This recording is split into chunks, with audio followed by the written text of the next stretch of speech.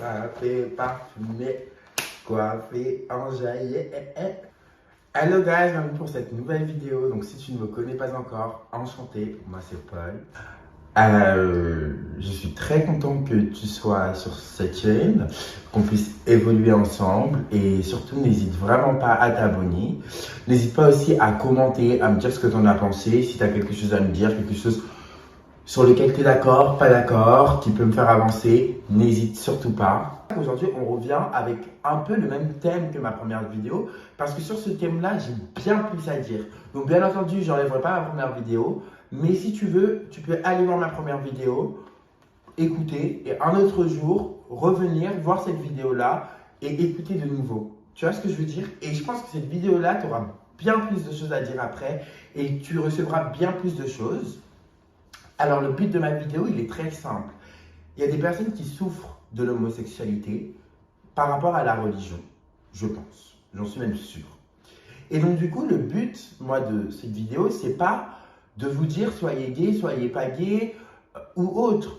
Mais c'est juste de vous dire que quoi que vous êtes, Dieu vous aime. Tu vois ce que je veux dire? À partir du moment où tu sais ça, déjà, tu sais à peu près le but de la vidéo et tu sais à peu près la trame de la vidéo.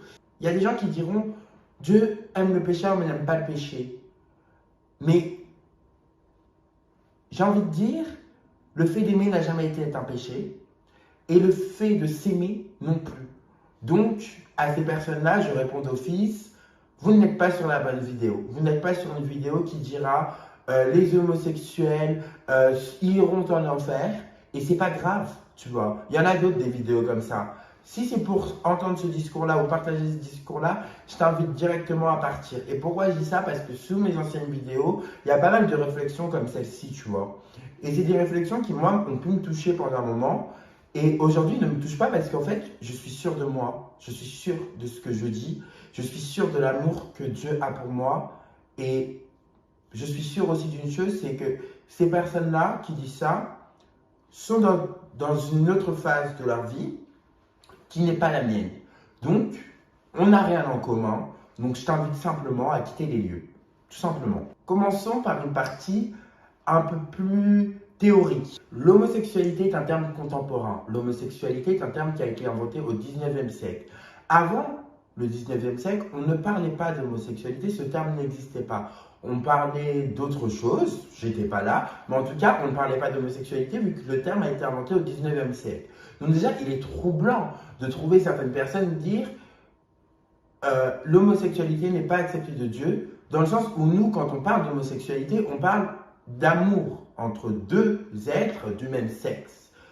On ne parle pas de relations purement sexuelles. On met vraiment le sentiment dans ce terme-là. On met le sentiment, on met la construction, comme le terme hétérosexualité. On met la construction d'un être, la construction de deux personnes ensemble et la construction d'un nous qui se forme. Point barre. Alors déjà, c'est assez cocasse de retrouver certaines personnes dire oui, dans la Bible il est écrit l'homosexualité, tout ça. Mais l'homosexualité, au temps de la Bible, ce terme n'existait pas. On va en venir directement au vif du sujet. La Bible a toujours été un livre politisé, selon moi. Et pourtant, je suis chrétien. Je vous rassure, je suis chrétien. Je vais à l'église régulièrement. Je prie mon Dieu. J'aime mon Dieu est mon roi. Mais par contre, je dois dire que ce livre, au fur et à mesure des siècles, a bien sûr été modifié pour que nous, on puisse se comprendre, pour que nous, on puisse se l'approprier. Mais par contre, il y a une manière de se l'approprier, tu vois. Donc pour Sodome et Gomorrhe, j'ai déjà répondu dans ma première vidéo sur l'homosexualité que je mettrai en barre d'infos. Donc du coup, je ne vais pas répondre par rapport à ça. Par contre, je peux répondre mieux par rapport à l'abomination qu'était un homme qui couche avec un homme. Alors pour commencer, il faut prendre ce propos tel qu'il est. Prendre ce propos tel qu'il est, c'est-à-dire quoi? C'est-à-dire prendre ce propos et se remémorer le contexte dans lequel il a été dit. Donc, c'est les propos du Lévitique, du Léviticus, enfin, qui est un livre de la Bible, ou les propos de Saint Paul par rapport à la ville de Corinthe, donc c'est dans sa lettre aux Corinthiens, sont des propos qu'il faut remettre dans le contexte de l'époque dans laquelle il se trouvait. On est dans une époque où il y a de l'esclavage, d'accord? Où il y a une domination très forte et très affirmée des hommes sur les femmes, des hommes libres sur les hommes esclaves. Et toutes ces choses, en fait, conduisent à un certain nombre de résultats. Résultats étant, par exemple, la ville de Corinthe était la ville de la prostitution, la ville de l'idolâtrie de la prostitution. Dans le Léviticus, on induit le fait qu'un homme ne peut pas coucher comme il couche avec une femme, c'est une abomination. Bon. On se remet dans le contexte. Ce qui est vraiment, si je me remets bien dans le contexte, ce qui est dénoncé là-dedans, pourquoi ce ne serait pas plus, et n'était-ce pas plus, l'action d'hommes libres sur des hommes esclaves, l'action d'hommes mariés, d'hommes peut-être avec des conjoints sur des hommes esclaves, parce que, et surtout, il y avait un rapport à la sexualité homosexuelle qui est un rapport complètement différent avec notre rapport contemporain. C'est-à-dire que c'était l'idée qu'il y a une position de femme et une position d'homme dans la sexualité, et que du coup, l'homme libre ne devait pas se soumettre face à l'homme esclave, donc ne pouvait pas être passif par rapport à l'homme esclave, qui serait donc actif. Vous voyez ce que je veux dire? Et tous ces termes, en fait, sont des termes qui dénoncent certaines choses. Alors déjà, ils dénoncent l'esclavage. Ils dénoncent l'esclavage dans la mesure où ils protègent les esclaves, parce que ça reste des êtres humains qui n'ont pas à subir les désirs d'hommes libres. Ces termes-là dénoncent la ville dans laquelle il y a de l'idolâtrie pour les prostituées, de l'idolâtrie pour ce qui est mauvais en fait. Parce que de toute façon, idolâtrie est toujours mauvais. Je ne parle pas des travailleuses du sexe contemporaines, je parle de ces déesses de l'époque, qui étaient ces entités qui étaient vues comme des déesses, parce qu'elles se prostituaient. Je parle d'elles. Remettons les choses dans leur contexte. En aucun cas, il est dit que l'amour entre deux hommes ne peut pas être possible. Et c'est pareil pour Dieu a créé la femme pour l'homme. Déjà, c'est faux. Dieu n'a pas créé la femme pour l'homme. Enfin, dans ma société actuelle, les femmes et les hommes sont égaux. Donc, Dieu a créé la femme en compagnie de l'homme.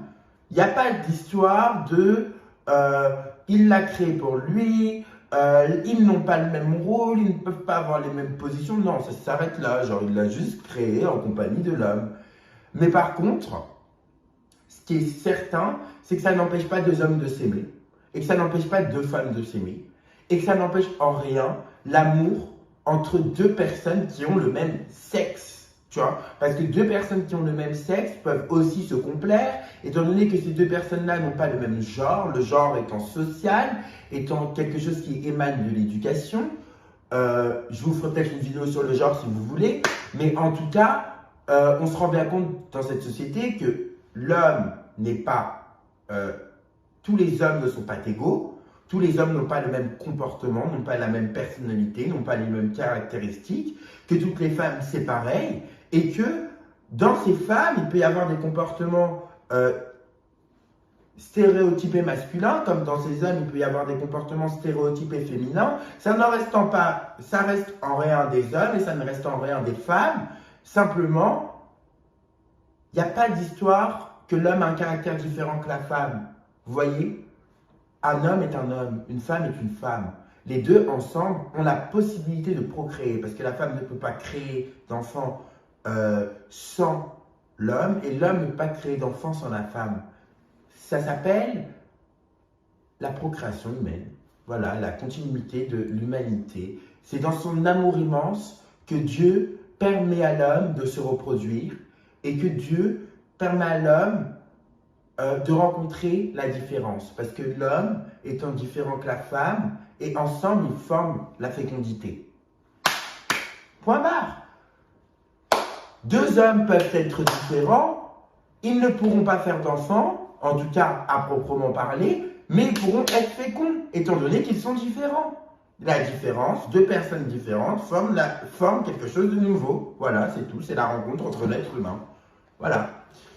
Bref, ça c'était au passage. Sachez, pour la petite anecdote, moi le saint, alors que je m'appelle Paul, et le saint avec lequel il avait le plus de mal, c'était Saint Paul par rapport à ce qu'il avait dit. Et d'aujourd'hui, j'aime énormément Saint Paul. J'aime énormément Saint Paul parce que je trouve que dans ce qu'il dit, il nous protège vachement. Il protège vachement la liberté des enfants de Dieu. Il protège vachement.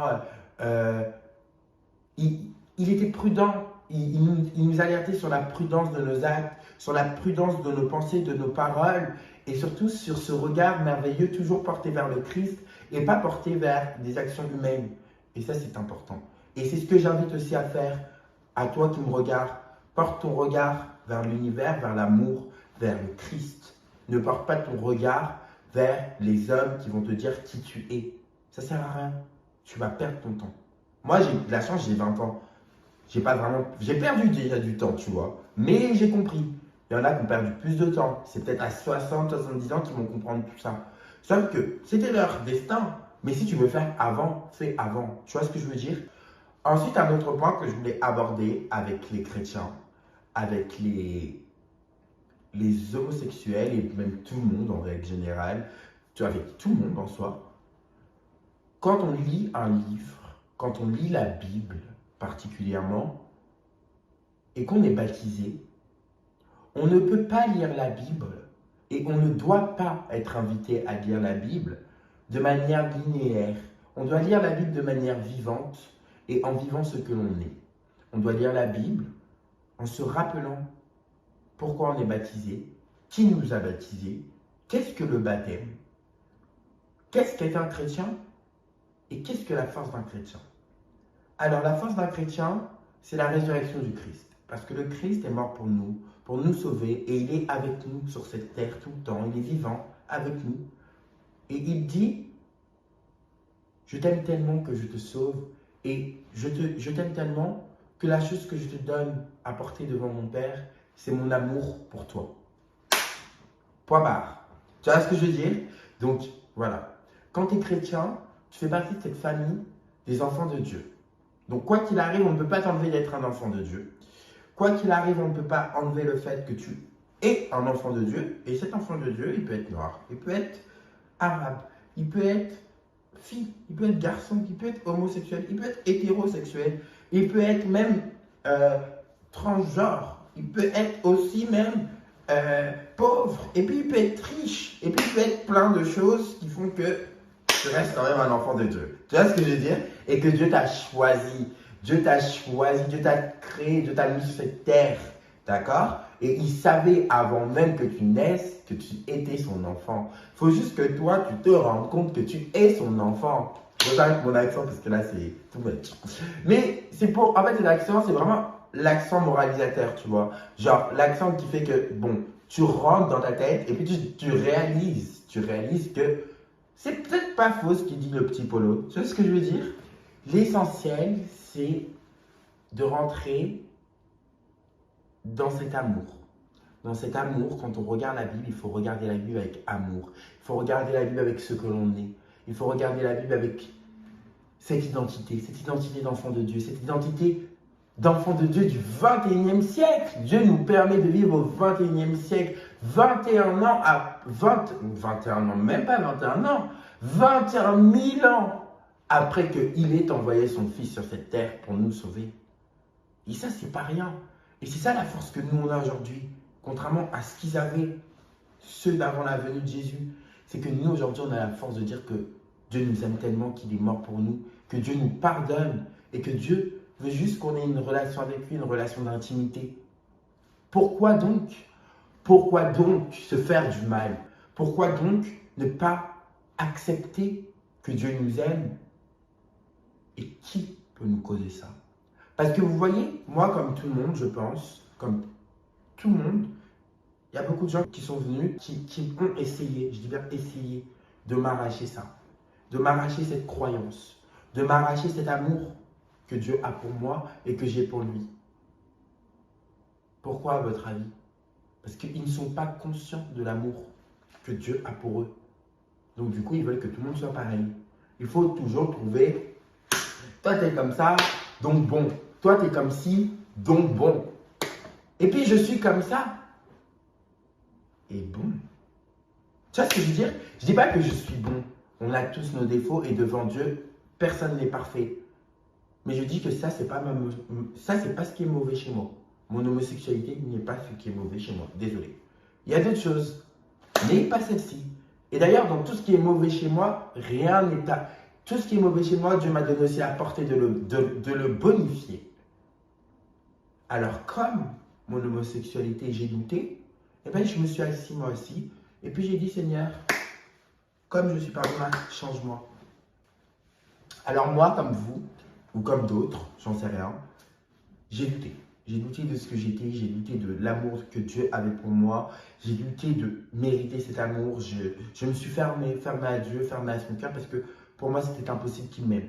Impossible qu'il m'aime, je ne comprenais pas ma religion, je ne comprenais même pas ma foi. Alors du coup, j'ai fait comme vous, ou comme d'autres, ou comme beaucoup feraient. J'ai dit à Dieu, puisque je ne suis pas bon, viens me changer. Puisque je ne suis pas bon, viens me changer. Eh bien Dieu, comme je l'ai mis au défi, et que Dieu est un Dieu d'amour pour ses enfants, et qu'il aime tellement ses enfants, alors que nous sommes des humains, et que lui c'est Dieu, c'est une divinité. Il est venu me voir. Il est venu me voir, je ne vous dirai pas comment, du pourquoi, du comment, parce que de toute façon, ce sera toujours remis en question, mais il est venu me voir. Et quand il est venu,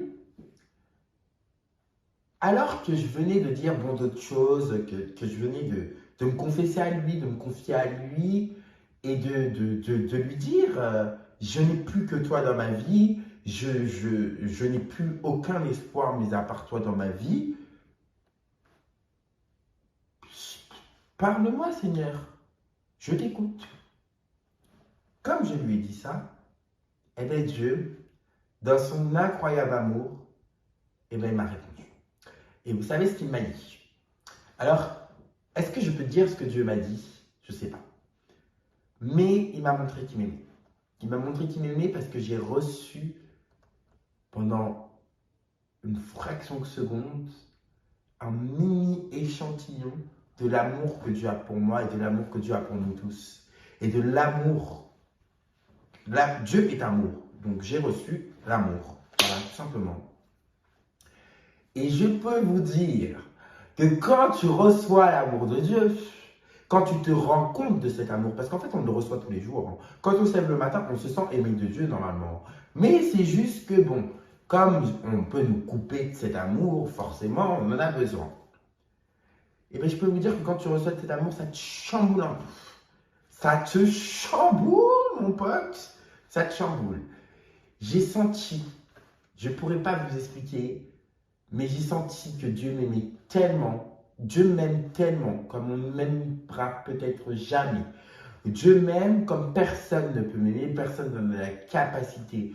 Dieu m'aime d'un amour puissant, d'un amour pur, d'un amour sincère. Il m'aime pour ce que je suis, avec mes qualités et mes défauts, avec mes erreurs et mes bonnes choses, avec tout. Et puis Dieu connaît mon futur, alors Dieu m'aime vraiment. Et cet amour que Dieu a pour moi, autant vous dire qu'il a transformé ma vie. Et que quand j'ai dit, Seigneur, si je ne suis pas bon, là, viens me changer. Oui, effectivement, il a changé quelque chose qui n'était pas bon chez moi. Il a enlevé le doute. Il m'a enlevé du doute de son amour pour moi. Je ne peux pas dire que Dieu ne m'aime pas. Je ne peux plus dire que Dieu ne peut ne pas m'aimer. Voilà ce qu'il a changé chez moi. Et ça, c'était pas bon. Alors pour ça, je le remercie. J'espère que vous le remerciez.